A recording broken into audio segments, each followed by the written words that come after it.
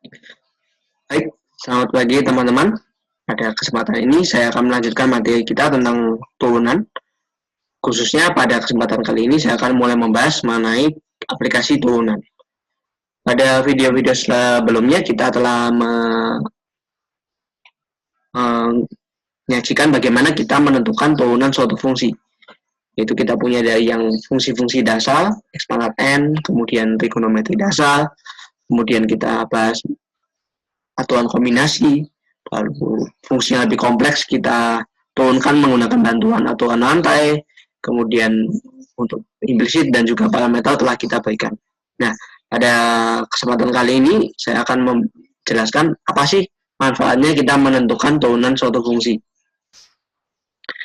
Yang secara khusus pada video kali ini saya akan bahas yaitu aplikasi turunan untuk menentukan gradien garis singgung.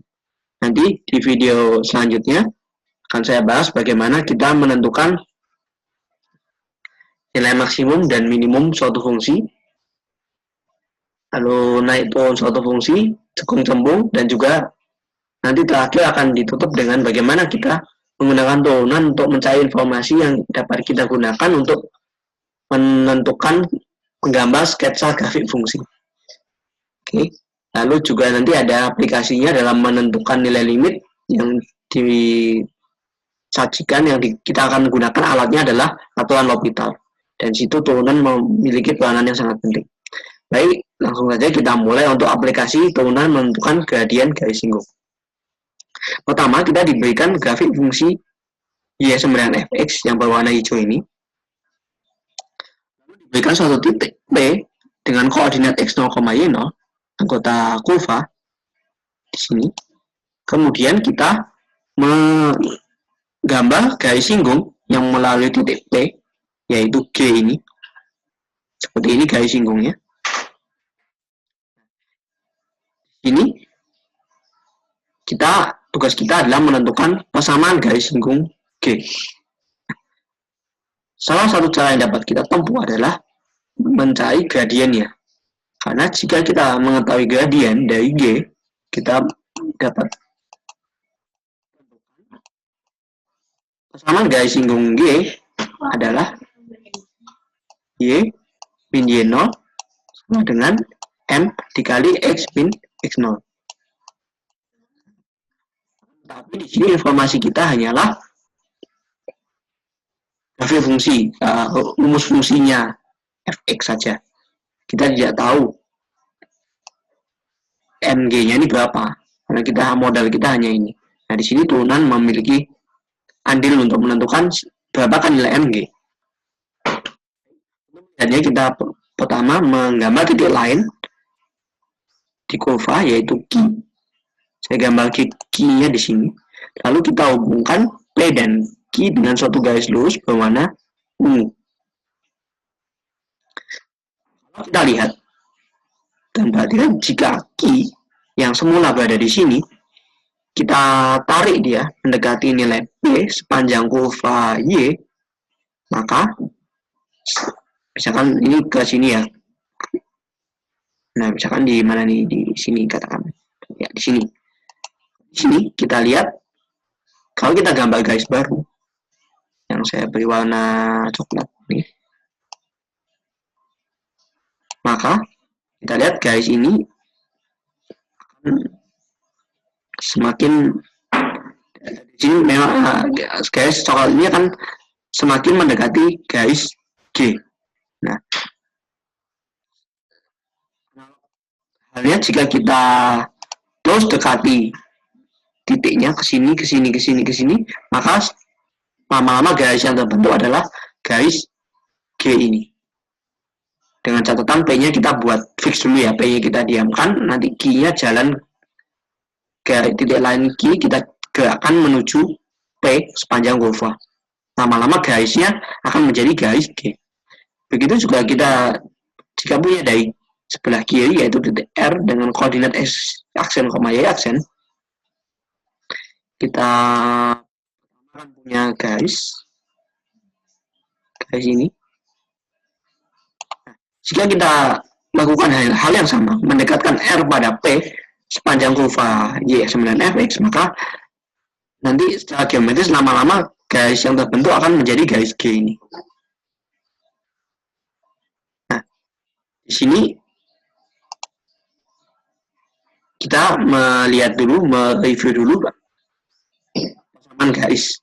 Jika diketahui kedua titiknya yaitu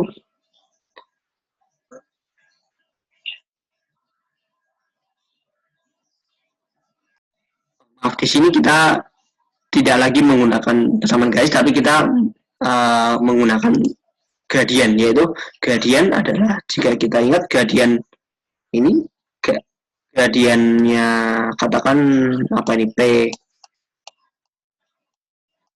itu adalah Y min Y0 ya.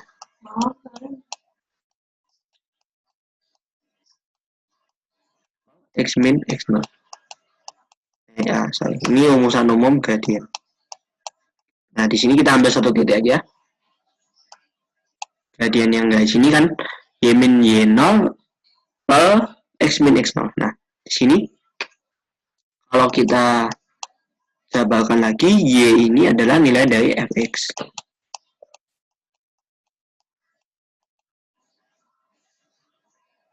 Y itu Fx.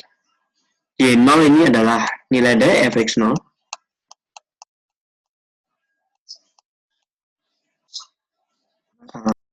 Kemudian dibagi X min X0.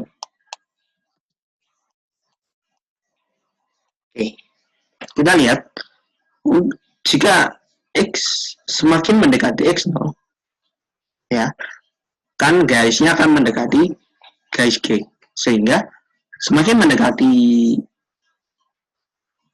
G, gradien yang terbentuk akan semakin mendekati MG, sehingga MG kita bisa dinyatakan dalam bahasa limit sebagai berikut. Limit dari X mendekati X0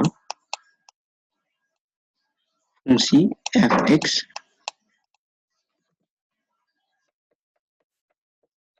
in Fx0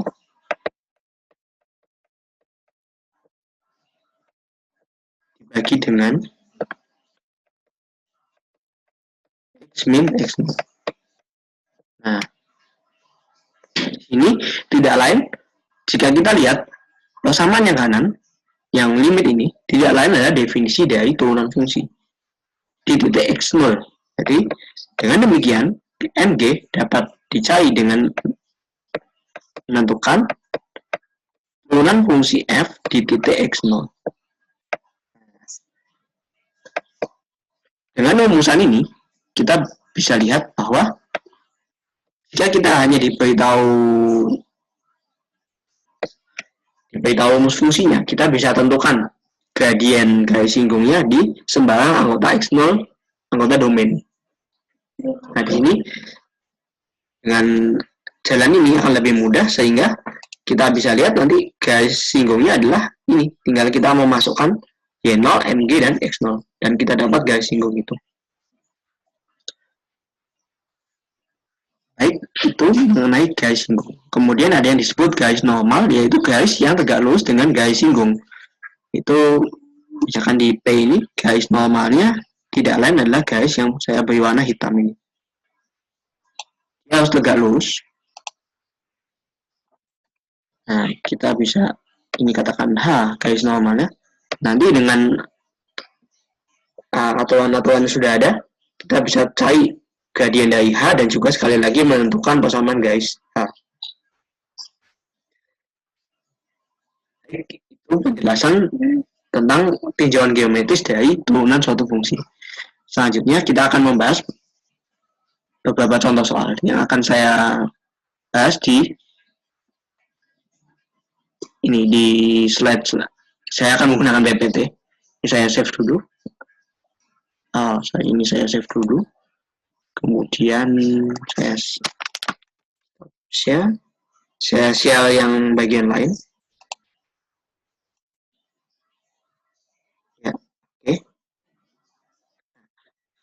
Secara ringkas apa yang saya sampaikan tadi dapat dinyatakan dalam teori berikut, yaitu Jika F memiliki turunan di X0, maka gradien garis singgung kurva Y sama dengan Fx di titik 0, Fx0 adalah ini.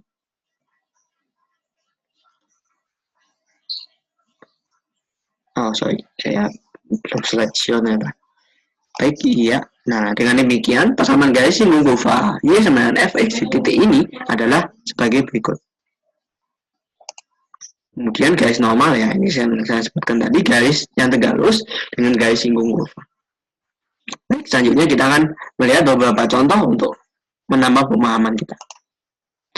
Yang pertama, kita diminta menentukan persamaan garis singgung kurva Y sama dengan X pangkat 3 ditambah 2X kuadrat ditambah 3X ditambah 4 di titik dengan apsis X sama dengan 1. Nah, di sini bagi teman-teman yang penasaran dengan jawabannya bisa melakukan pause video dulu, kemudian mengerjakan dan nanti kita cocokkan bersama-sama. Baik. Jadi di sini kita diberikan kurva, lalu diminta menentukan persamaan garis singgung kurva dengan titik yang memiliki apsis 1. Nah, di sini dengan mudah kita dapat gunakan teorema tadi untuk menentukan gradiennya. Baik, kita bahas.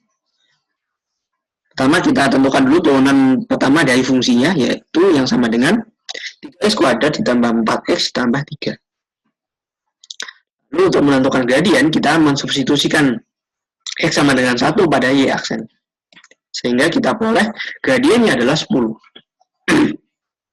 Kemudian, setelah ditemukan gradien, kita tentu saja perlu F1, karena kita perlu titik yang melewati garis singgung tersebut.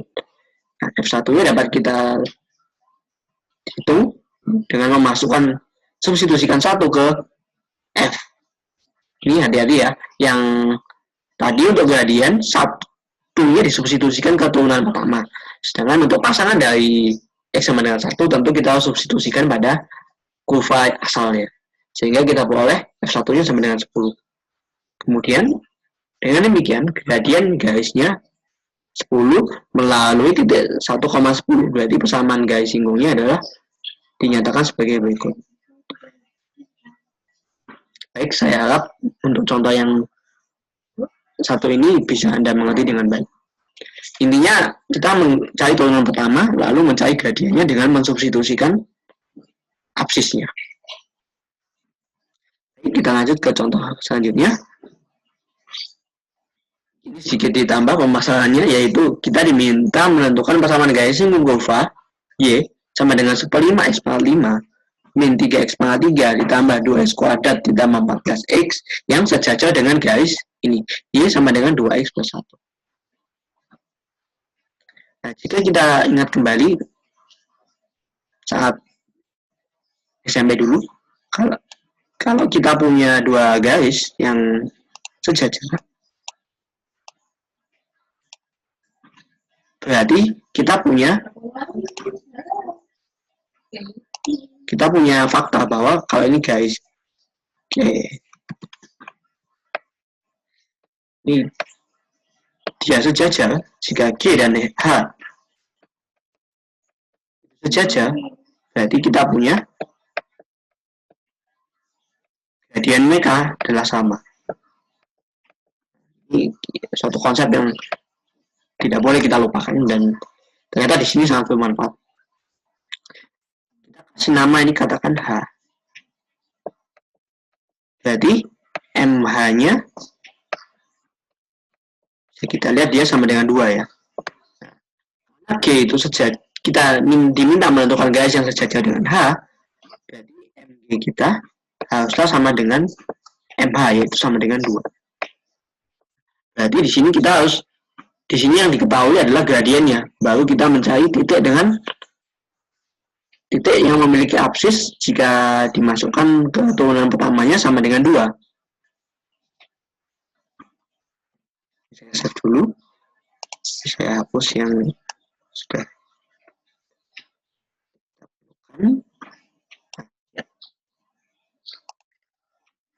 Pertama,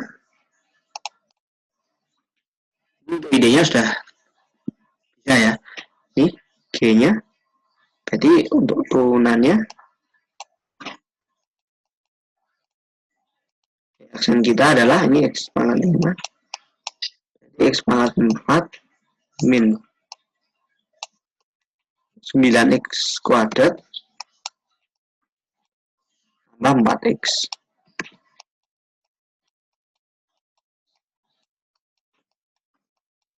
tambah 14. Nah, di sini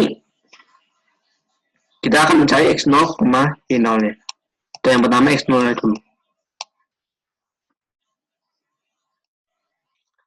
Setelah kita menentukan X0, Y0 nya pasangannya akan sangat mudah ditentukan dengan mensubstitusikan X0 ke F. Nah, di sini kita sudah punya gradiennya 2. Kita harus cari titik X mana saja yang jika disubstitusikan ke Y aksen sama dengan 2. Ini kita mencari ini yang sama dengan 2. Lalu kita melakukan penyederhanaan sehingga diperoleh X pangkat 4 min 9X kuadrat tambah 4X tambah 12 sama dengan 0.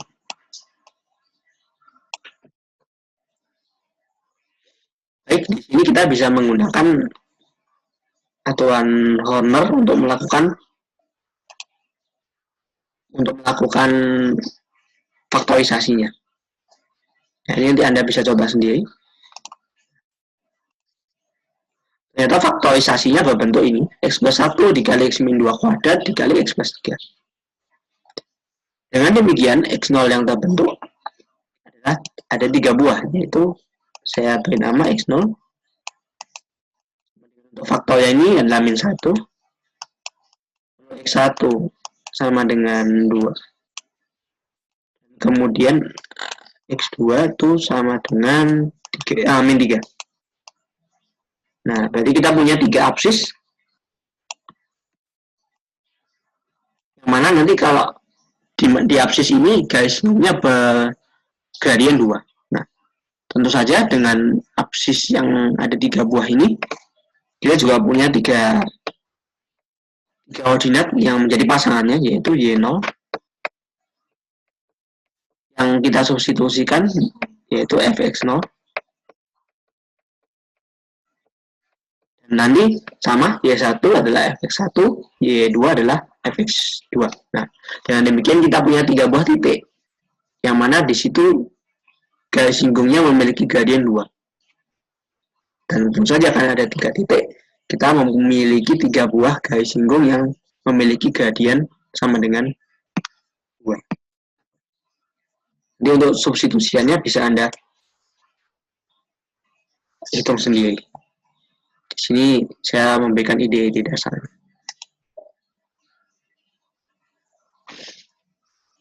Baik, selanjutnya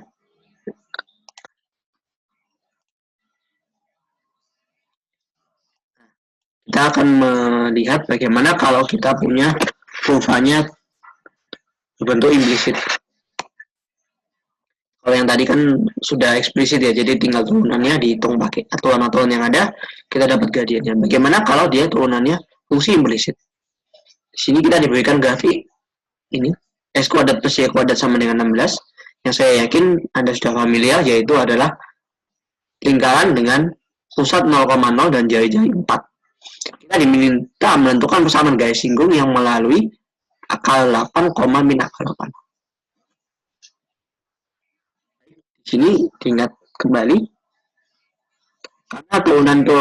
karena gradien itu ditentukan oleh turunan pertama, kita berarti harus melakukan atau mencari dx turunan pertama dari fungsi. Nah, jika fungsi eksplisit seperti 2 contoh sebelumnya, kita bisa langsung melakukan penurunan. Namun di sini dinyatakan dalam fungsi implisit. Nah, untuk itu kita harus akan menggunakan turunan fungsi implisit. Baik, kita coba dulu turunan dari fungsi ini. Nah, bagi teman-teman yang penasaran dan ingin mencoba terlebih dahulu, silakan di pause dulu, dicoba dan nanti kita cocokkan bersama. Saya tulis dulu. Ini turunan yang kanan 0 ya. Nah, jika kita menggunakan aturan implisit, berarti kita menurunkan satu persatu. X kuadrat kita turunkan menjadi 2X. Lalu Y kuadrat kita tahu dia adalah 2Y.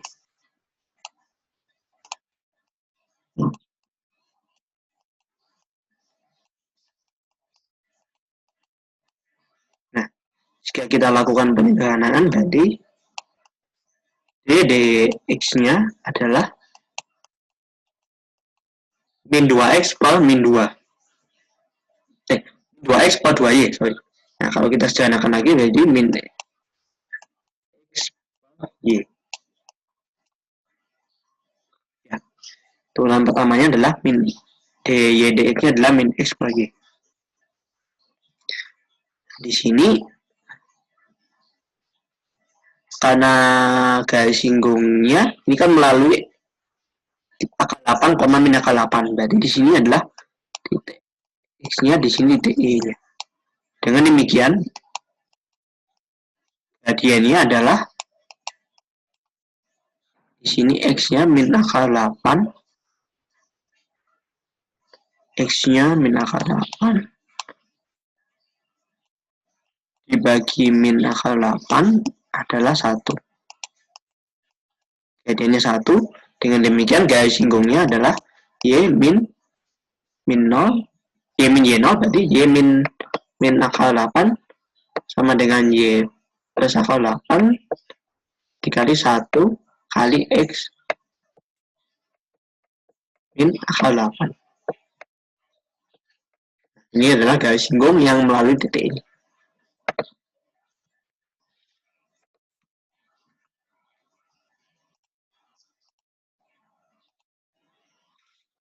Setelah dengan fungsi implisit, tentu saja kita tidak bisa melupakan fungsi berbentuk parameter. Nah, di sini kembali lagi kita akan mencari turunan tingkat satunya, dan kita akan menggunakan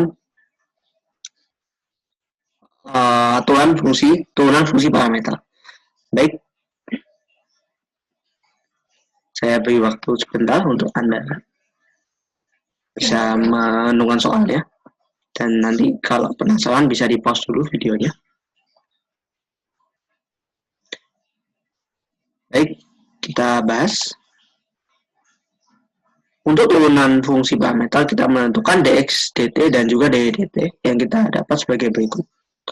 Kemudian untuk dy dt-nya adalah membagi dy dx-nya adalah membagi dy dt dengan dx dt, sehingga kita boleh dia minus dari kotangan t. Nah, di sini kita punya t-nya sama dengan pi per 3. Karena t-nya pi per 3, berarti titik x, y-nya yang menjadi titik di mana garis itu akan kita buat, yaitu adalah setengah, setengah akar 3. Lalu gradiennya adalah min akar 3. Selanjutnya, kita boleh garis singgungnya adalah y min setengah akar 3 min akar 3 dikali x min setengah. Dan kita telah menyelesaikan permasalahan ini.